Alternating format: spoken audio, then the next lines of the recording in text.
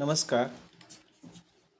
या ठिकाणी ऑनलाईन संचिकेचा एक मी फॉर्म आपणा सर्व पालकांना पाठवत आहे. सर्वप्रथम या ठिकाणी दिलेले सगळे मुद्दे काळजीपूर्वक वाचावे.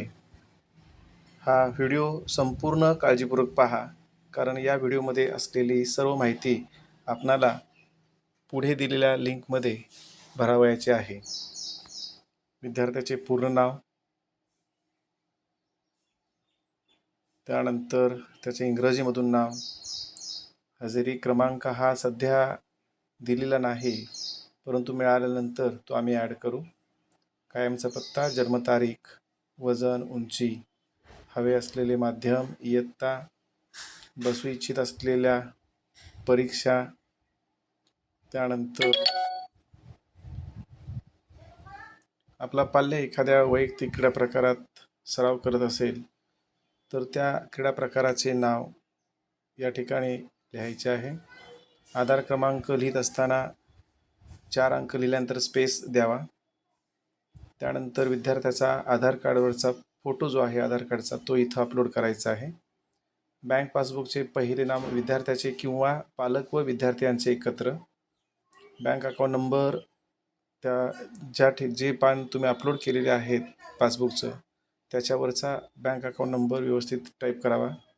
IFSC कोड, विद्यार्थ्याचा फोटो जो आहे तो सर्वप्रथम आपण आपल्या मोबाईलवर काढून क्रॉप करून ठेवावा आणि मग या ठिकाणी तो ॲड करावा.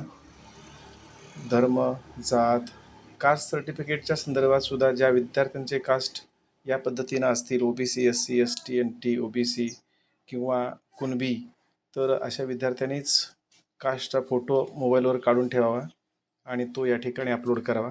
फोटोची साईज ही 1 MB पेक्षा कमी असावी हे लक्षात घ्या. मोबाईलचा व्हॉट्सअप नंबर, छंद, आवड. त्यानंतर पुढचा शिक्षण सुरू होईल त्या ठिकाणी कुटुंबातील सदस्यांची माहिती भरायची आहे. सर्वप्रथम वडिलांचे नाव, वय, शिक्षण, व्यवसाय आणि वार्षिक उत्पन्न जे आहे ते 2 ते 3 लाख, 3 ते 4 लाख, 4 ते 5 लाख असा उल्लेख करावा. ज्या पालकांच्या उत्पन्नाचा दाखला आहे त्याने तो या ठिकाणी अपलोड करावा. जर नसेल तर अजून दाखला मिळालेला नाही असे एका कागदावर लिहून रिकामा फॉर्म तो इथं ॲड करावा. त्यानंतर आईचे नाव, वय, शिक्षण, व्यवसाय. त्यानंतर विद्यार्थ्याच्या भावाची, बहिणीचे पूर्ण माहिती या ठिकाणी आपल्याला भरायची आहे. भावाचे पूर्ण नाव, वय, शिक्षण, व्यवसाय. त्यानंतर 2 भाऊ असतील तर दोघांचे, एकटा असेल तर फक्त वरील एकच फॉर्म भरा. हा दुसरा फॉर्म इथला सेक्शन 6 जो आहे तो 5 जो आहे तो भरायची गरज नाही. बहीण असल्यास या ठिकाणी ही तिची माहिती भरायची आहे. जर 2 बहिणी असतील तर दोघींची लिहा. एकच बहीण असेल तर एकाचीच माहिती या ठिकाणी भरा. नसेल तर या ठिकाणी 3 डॉट प्रत्येक ठिकाणी टाकून हा फॉर्म सगळ्यात शेवटी आपण सबमिट करायचा आहे.